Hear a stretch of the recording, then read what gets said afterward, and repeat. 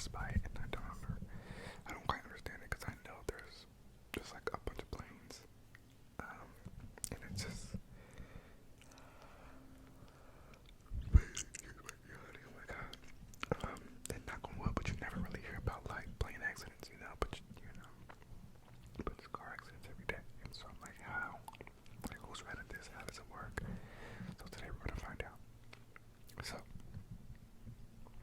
let me make sure the gain is at an appropriate level. Okay, there we go. Alright. Air traffic control. How air traffic control works. This is on how stuff works. So it reads: during peak air travel times in the United States, there are about 5,000 airplanes in the sky every hour. This translates to approximately 50,000 aircrafts operating in our skies each day. How do these aircrafts keep from colliding with each other? How does air traffic move into and out of an airport or across the country? The task of ensuring safe operations of commercial and private aircraft falls on air traffic controllers.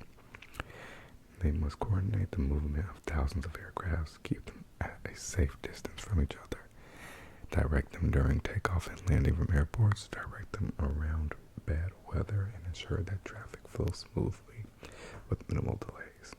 See, like that is so much pressure. When you think about air traffic control, the image of men and women in the tower of an airport probably come to mind. However, the air traffic control system is much more complex than that. In this article, we will examine air traffic control in the United States.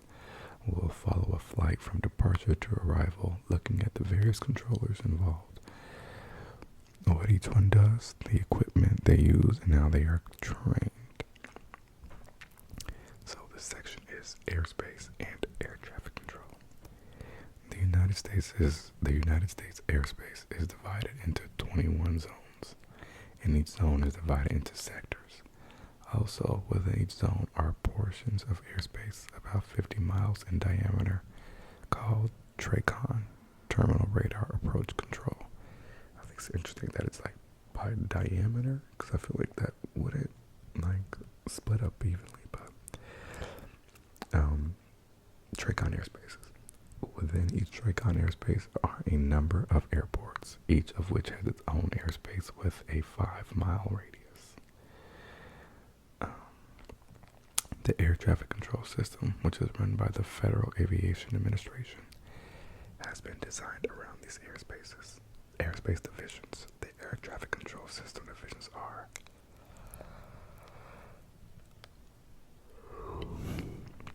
Air Traffic Control System Command Center, which oversees all air traffic control. It also manages air traffic control within centers where there are problems, such as bad weather, traffic overloads, and operative runways. Air route traffic control centers. There is one air route traffic control center for each center. Each ARTCC manages traffic within all sectors of its center, except for TRACON airspace and local airspace. Terminal Radar Approach Control handles departing and approaching air traffic within its space. Air Traffic Control Tower. An air traffic control tower is located at every airport that has regularly scheduled flights. Towers handle all takeoff, landing, and ground traffic. Flight Service Station. The FSS provides information, weather, route, terrain, flight plan for private pilots flying into and out of small airports and rural areas. It assists pilots in emergencies and coordinates search and rescue operations for missing or overdue aircraft. The movement of aircraft through the various airspace divisions is much like players moving through a zone defense that a basketball or football team might use. As an aircraft travels through a given airspace division, it is monitored by the one or more air traffic controllers responsible for that division. Okay, so it does overlap. The controllers monitor this plane and give instructions to the pilot. As the plane leaves that airspace division and enters another, the air traffic controller passes it off to the controllers responsible for the new airspace. Some pilots of small aircraft fly by vision only. These pilots are not required by the FAA to file flight plans, and except for FSS and local towers, are not serviced by the mainstream air traffic control systems. Pilots of large commercial flights use instruments to fly, so they can fly in all sorts of weather. They must file flight plans and are serviced by the mainstream air traffic control system. Up next, we'll check in with the commercial airline flight before it takes off. Flight profile and pre-flight. And then here is a little diagram that shows pre-flight, takeoff, departure, en route, descent, approach, landing. Suppose you are flying across the United States, perhaps from New York to San Francisco. Your flight, like every other commercial flight, follows a typical profile. Pre-flight. This portion of the flight starts on the ground and includes flight checks, pushback from the gate, and taxi to the runway. Takeoff. The pilot powers up the aircraft and speeds down the runway. Departure.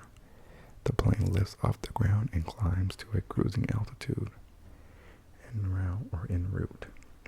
The aircraft travels through one or more center airspaces and nears the destination airport. Descent. The pilot descends and maneuvers the aircraft to the destination airport. Approach. The pilot aligns the aircraft with the designated landing runway. Landing. The aircraft lands on the designated runway, taxis to the destination gate, and parks at the terminal. Pre-flight. When you prepare for your flight by checking your bags and walking to the gate, your pilot inspects your plane and files a flight plan with the tower. All IFR pilots must file a flight plan at least 30 minutes prior to pushing back from the gate. Your pilot reviews the weather along with the intended route, maps the route, and files the plan. The flight plan includes airline name and flight number, type of aircraft and equipment, intended airspeed and cruising altitude, route of flight, so departure airport, centers that will be crossed, and destination airport. Your pilot transmits this data to the tower. Oh, and here's like an example of one. Oh, this is pretty cool. Okay. I'll keep it on there for a little bit, or you can pause if you want to take a look. In the tower, a controller called a flight data person reviews the weather and flight plan information and enters the flight plan into the FAA host computer. The computer generates a flight progress strip that will be passed from controller to controller through your flight. The flight progress strip contains all the necessary data for tracking your plane during its flight and is constantly updated. Once the flight plan has been approved, the flight data person gives clearance to your pilot, clearance delivery, and passes the strip to the ground control in the tower. The ground controller is responsible for all ground traffic, which includes aircraft taxiing from the gates to takeoff runways and from landing runways to the gates. When the ground controller determines that it is safe, he or she directs your pilot to push the plane back from the gate. Airline personnel operate the tugs that actually push the aircraft back and direct the plane out of the gate area. As your plane taxis to the runway, the ground controller watches all of the airport's taxiways and uses ground radar to track all of the aircraft, especially useful in bad weather, ensuring that your plane does not cross an active runway or interfere with ground vehicles. The ground controller talks with your pilot by radio and gives him instructions such as which way to taxi and which runway to go to for takeoff. reaches the designated takeoff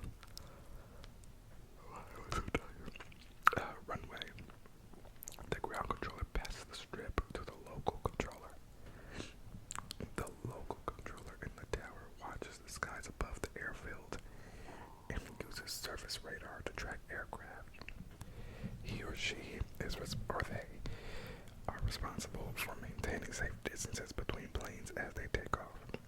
The local controller gives your pilot final clearance for takeoff when it is deemed safe and provides the new radio frequency for the departure controller. Once clearance is given, your pilot must decide if it is safe to take off. If it is safe, he accelerates the plane down the runway. As you leave the ground, the local controller hands your plane off electronically to the departure controller at the TRACON facility that services your departure airport, but still monitors the plane until it is 5 miles from the airport. Your pilot now talks with the departure controller.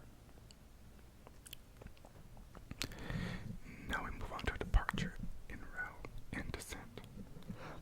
And here's another cool little photo. So it shows the plane leaving the airport and then going through the different zones. Once your plane takes off, your pilot activates a transponder device inside the aircraft. The transponder detects incoming radar signals and broadcasts an amplified encoded radio signal to the direction of the detected radar wave. The transponder signal provides the controller with your aircraft's flight number, altitude, airspeed, and destination. A blip representing the airplane appears on the controller's radar screen with this information beside it. The controller can now follow your plane. An airplane's transponder transmits flight data to incoming radar signals. The departure controller is located in the TRACON facility, which may have several airports within its airspace, because it's a 50-mile radius. 80 kilometers for those of you who use a metric system, so most of the world. He or she uses radar to monitor the aircraft and must maintain safe distances between ascending aircraft. The departure controller gives instructions to your pilot: heading, speed, rate of ascent, to follow regular ascent corridors through the TRACON airspace. The departure controller monitors your flight during ascent to the en route portion. When your plane leaves TRACON airspace, the departure controller passes your plane off to the center controller.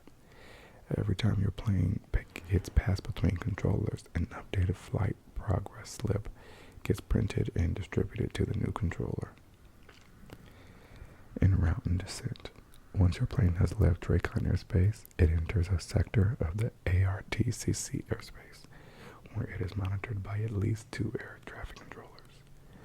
The radar associate controller receives the flight plan information anywhere from 5 to 30 minutes prior to your plane entering the sector. The associate controller works with the radar controller in charge of that sector. The radar controller is in charge of all air-to-ground communication, maintains safe separation of aircraft within the sector, and coordinates activities with other sectors and/or centers. The controllers must monitor the airspace at high altitude, above 24,000 feet or 7,320 meters, and low altitude, below 24,000 feet / 7,320 meters. The center controller provide your pilot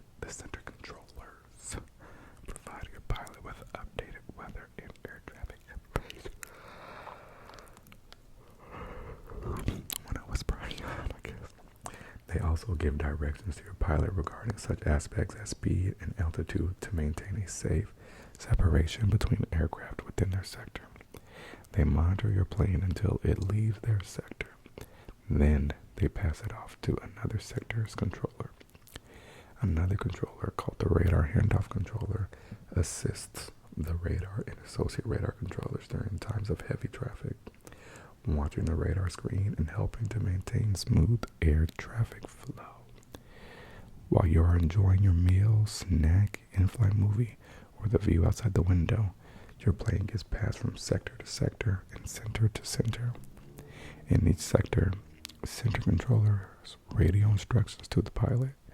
The path of your plane may have to be changed from the original flight plan to move around bad weather or avoid a congested sector. Your pilot may request a change in altitude to avoid or reduce turbulence. This back and forth between pilots and center controllers continue until you are about 150 miles from your destination. At this point, the center controller directs all planes flying into San Francisco to move from high altitudes to low altitudes. It merges the descending aircraft into a single file line toward the airport. That is so cool to me. The controller gives instructions to your pilot, such as changes in heading, speed, and altitude to place your plane in line with these other aircraft. Depending on traffic conditions, the controller may have to place your plane into a holding pattern, which is a standard route around each airport where you wait until the airport can handle your arrival. The controller continues to give directions to your pilot until your plane is within TRACON airspace. Approaching and landing. This picture shows departure and approach corridors for eastward air traffic to and from airports in the San Francisco Bay Area, TRACON airspace. When your descending plane is 50 miles from the San Francisco airport, it is within the TRACON airspace. An approach controller directs your pilot to adjust the aircraft's heading, speed, and altitude to line up and prepare to land along standard approach corridors. Your pilot then aligns your plane with the runway. When you are 10 miles, 16 kilometers from the runway, the approach controller passes your plane off to the local controller in the airport tower. Landing. The local controller in the airport tower checks the runways and skies above the runways with binoculars and surface radar. Local and ground controllers are the only controllers licensed to use visual information in performing their duties. When the local controller determines that it is safe, he or she or they gives your pilot clearance to land. The local controller also updates weather conditions for your pilot and monitors the spacing between your plane and other landing aircraft. Once you've landed, the local controller directs your plane to an exit taxiway, tells your pilot the new radio frequency for the ground controller, and passes your plane off to the ground controller. The ground controller watches the runways and taxiways and uses ground radar information to ensure that your taxiing aircraft does not cross active runways or interfere with ground vehicles. He or she directs your plane to the appropriate terminal gate.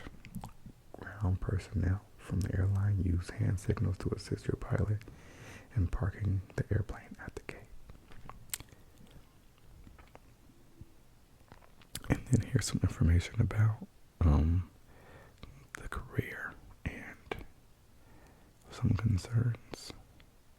Actually, I'll read this too because I was interested in what it takes and if they get nervous and stressed. What does it take to be an air traffic controller? To be a ground traffic controller, you have to memorize the position of aircraft on the runways and taxiways with a single short glance. Local TRACON and ARTCC controllers must be able to think and visualize in 3 dimensions. All controllers must be able to gather information from what they hear, make decisions quickly, and know the geography of their own airspace, as well as that of others. They must be able to read and interpret symbols, as well as predict the whereabouts of aircraft from course headings and speeds, and they must be able to concentrate intensely. To test their skills as an air traffic controller, see page 17 through 67 of the Gate-to-Gate CD-ROM Student Activity and Career Guidance Package. Air traffic controllers at all levels are employed by the FAA. To become an air traffic controller, you must apply through the Federal Civil Service System and pass a written test that assesses your abilities to perform a controller's duties. abstract reasoning and 3D spatial visualization are tested on the exam. Applicants must have 3 years of work experience, a 4-year college degree, or some combination of the two. If you are accepted into the training program, you will attend the FAA Academy in Oklahoma City, Oklahoma, for 7 months of training. While there, you will learn the air traffic control system, equipment, regulations, procedures, and about aircraft performance. You will need to pass a final examination before you graduate. After graduation, you will accumulate work experience at various sites across the country, from airport towers to ARTCCs. You must be certified for various positions such as ground controller, associate radar controller, and radar handoff controller. You will be required to pass annual physical examinations, semi-annual performance examinations, and periodic drug screenings. Air traffic control positions are highly competitive jobs, and the controller workforce is relatively young. Most were hired after the air traffic control strike in the 1980s, when President Ronald Reagan, of course, ordered that all striking controllers be fired. It's crazy how everything is Reagan's fault. Like, actually.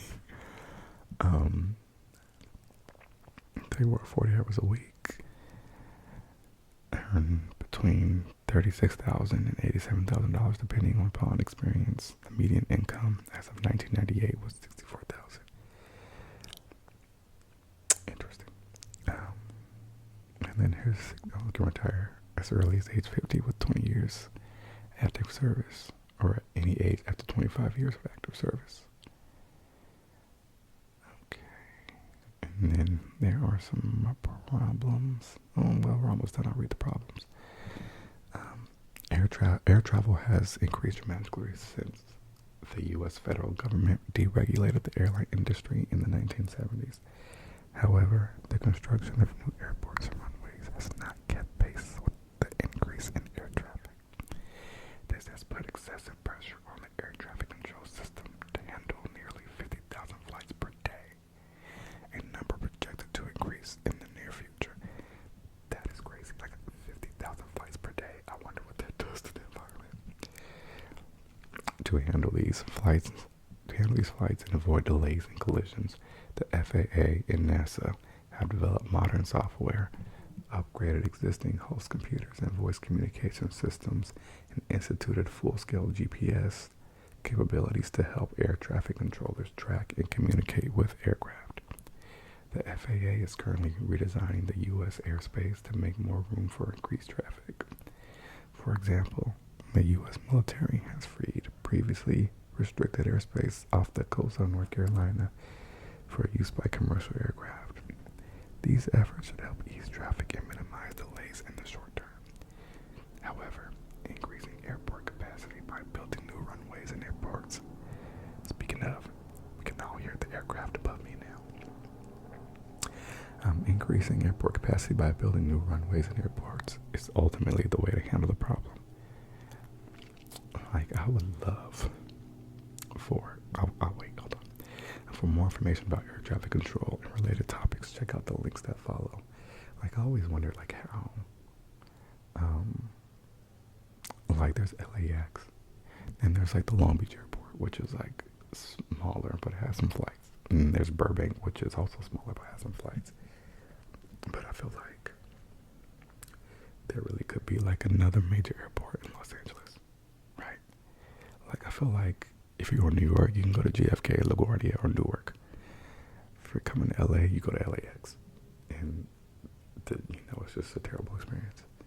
And then there's some frequently asked questions here, which are cool. And this article was posted in 2001, and I'll make sure I link it in the description.